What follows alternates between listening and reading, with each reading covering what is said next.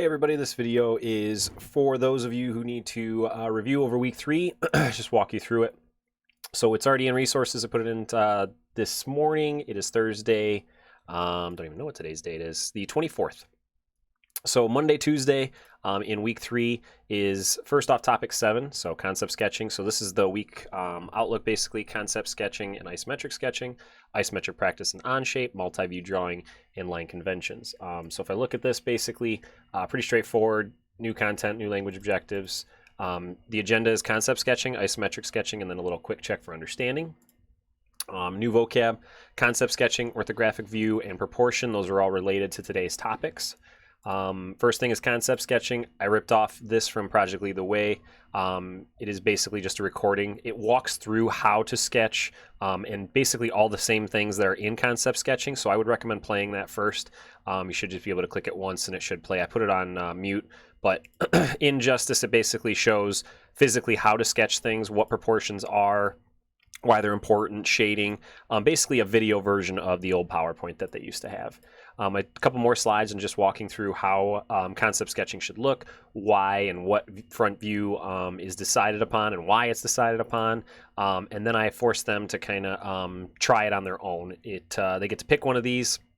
I gave them an example of a tape dispenser, and then they're going to draw this on their own and just kind of show it via just a webcam or whatever. If they need more resources, I put down here, check out concept sketching tips. So back into here, I put this little PDF that walks through just some of the things that are in the video, but just a little bit, obviously, more in depth, talking about proportions, concept sketching, shading, all that jazz. So if I go back here, the next slide is just a break real quick. Isometric sketching is next. Talk about what isometric sketching is.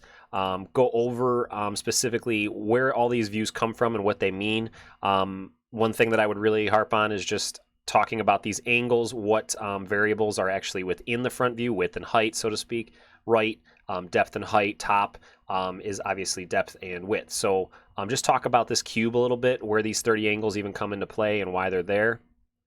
And then basically guidelines on how to pick the best front view, showing the longest. Obviously, these are just checkpoints again from my Project Lead the Way. I did put these. This is a little quick check for understanding within isometric sketching. This is from my Project Lead the Way. They put this in here this year, and it basically forces the same object to be rotated in different orientations, and you have to figure out the correct front view. The answer is here. I put in here Onshape part is located in the Shared with Me tab in Onshape. So if I open up Onshape inside of your main dashboard, you'll see activity here. In Documents, give it a sec here to load, you'll see Shared with Me right here over in the left corner, and you'll see basically everything that's shared with you. I've shared a lot of the slide questions and all that kind of stuff. I've already developed those. So they're obviously not shared with me. They're created by me. So for example, this example right here is topic 7, slide 19. I put the slide that it's on, so 17 and 16, 17.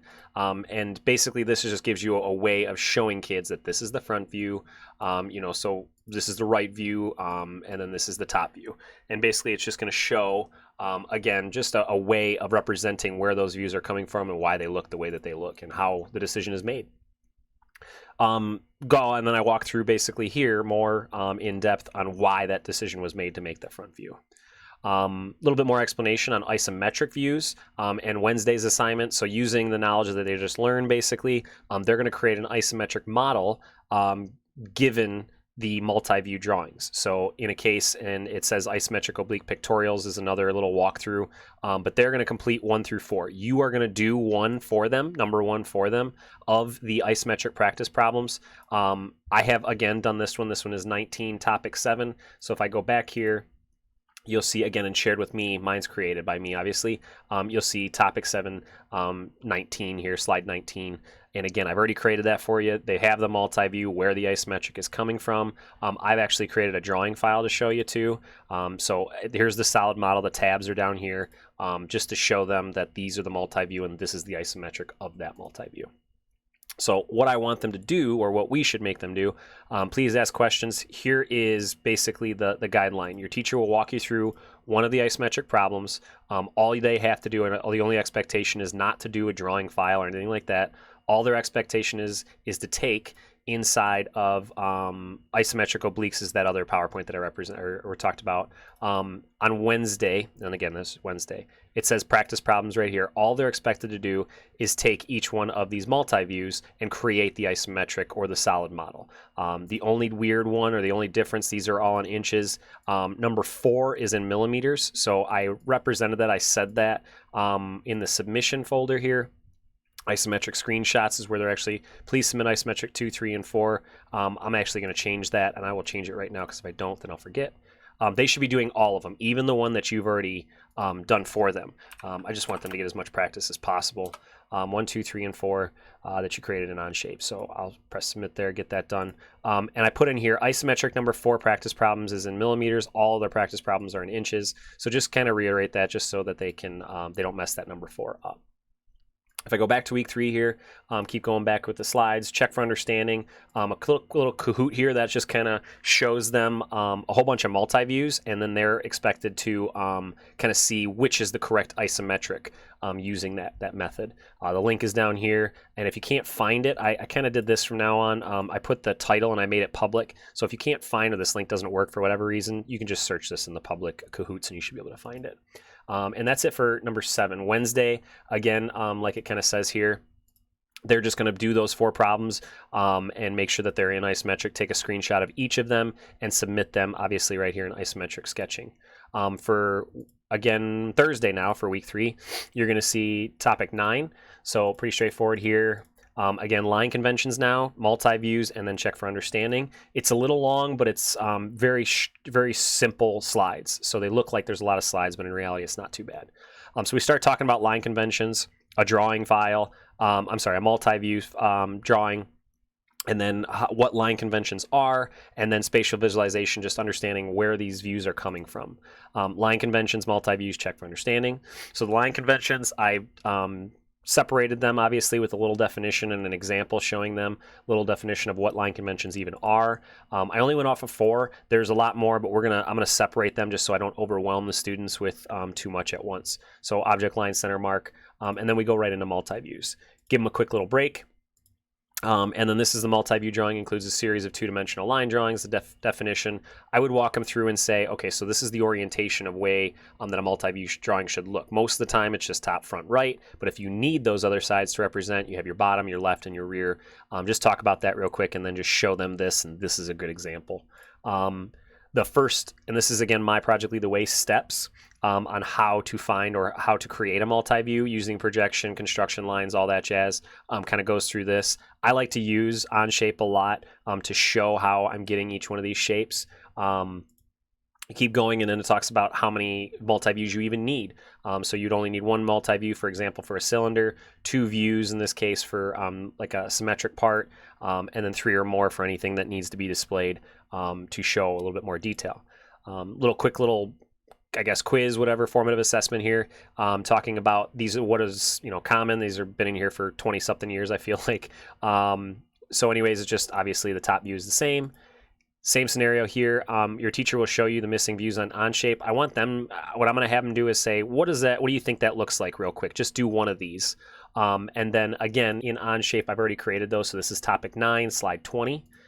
So if you look at yours shared with me, again, it's just in my creative mind, but yours is a little different.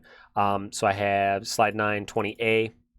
And 20B. First one's obviously 20A, second one's 20B. Didn't do any drawing files here. I just was going to use the view cube to show them what view is what and what it should look like in the correct orientation, all that jazz. So I did both of those, 20A, 20B. Keep going. Now it's kind of their turn to mess with the multi-views. So what the goal is they're going to be given isometrics, okay, isometric views within a multi-view sketching practice. So if I look back at multi-view sketching practice, you're going to see this document, and there's 3 sketches of isometrics in here. Each one of these cubes, and it says right here, each square is 1 inch. So each one of these, you're going to have the students draw in Fusion, draw in Onshape. And here's the instructions. Draw the model in Onshape like I did here. Create a drawing file, and you're going to show them how to do that. I will show you actually right now, which is kind of a great segue from this one.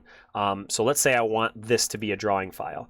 The easy way to do that, and I just want to kind of show you, there's a little plus down here. I'll turn my little cursor. There's a little plus down here. All you have to do is go to create drawing. Yours and the one that's going to pop up first is going to look something like retrieving templates. Hold on. Just leave it all ANSI A inches. That's just the sheet size. ANSI is obviously the standard, and then what units you're going to be in using that. Leave this to no views. Dragging will be empty, ready for views to be added manually. It won't even allow you to use this other option. So students should be going to Onshape here, and then the very first one, which is the drawing file. You press OK. It says creating drawing. It'll load a separate drawing tab down here. It doesn't go into another tab as far as Chrome, but just another tab. And your other part studio is still here, so don't freak out. The drawing file comes in here. You can come over here and insert the view. You select the part. After you select the part, it'll go automatically into the orientation that it's kind of supposed to be with a multi-view. I clicked once, and I'm not dragging, I'm just moving my mouse. It's automatically projected, and it'll stop there. You're still in projection mode, so if I just click again the front view, and then I'm not dragging, I'm just moving my mouse to the right, click again, and again, I'm still in projection, so I want to project this front to be an isometric up here. You can do so. You can, if you want, change the sheet size and all that kind of stuff. I press escape a couple times. You can right click sheet properties. In sheet properties, you can just change it to whatever you want, B in this case, just to be a little bit bigger. You can drag and drop and move these things. As you move one, they will all realign just like they did before, which is really nice. If you want this to be shaded or solid, you can you can come over here and show shaded view right here. I know a lot of kids like to do that just for, again, the sake of visual kind of representation and where everything's coming from. And then the last step down here, if you scroll up, it's kind of weird, touchy. Double click, and you can start typing in your name. That's what I'm going to have the kids do, and then delete all these other dashes. Oops, sorry. Press the green check mark, and you should be good to go. So that's just a finished title block. The easy way from here is just to go to here into the stack, go to print. It'll come up as like a PDF here, and then they can just download the file, save it to wherever they need to, and submit that PDF. If they want to take a screenshot, I'm going to let my kids do whatever they want, but just a way of doing that, whatever you want. If I continue here, you're going to see, again, now physically sketch. So after they create the drawing file, there's no dimensions yet. Then they're going to physically sketch it. So physically sketch the multi-view in your notebook and submit a picture of your sketch in multi-view sketch picture submission. So again, they should have a drawing. They can use whatever they want. They don't have to physically draw it. They can use Jamboard if they want, or whatever they want to draw these. You can use inside a Jamboard a graphing template background. So that might help them when they're drawing these things. I don't really have a preference. But only submit the hand drawing picture example to the right. Don't worry about these screenshots or any of that kind of stuff yet. They're going to use these later on, so it's important that they do them, obviously, because we're going to dimension these later, hint, hint. But this is the only thing that I'm asking them to submit. And where do they submit that? Again, multi-view sketching, and I even put sketching picture submission. So they should have 3 separate submissions there. Should be pretty straightforward. Check for understanding, another little Kahoot. This one's kind of nice because it shows a whole bunch of isometrics, and they're supposed to pick the correct multi-view. And again, the link's down here, the title's down here, and then need for help, and you should be good to go. If you guys have any questions, please just ask. Good luck.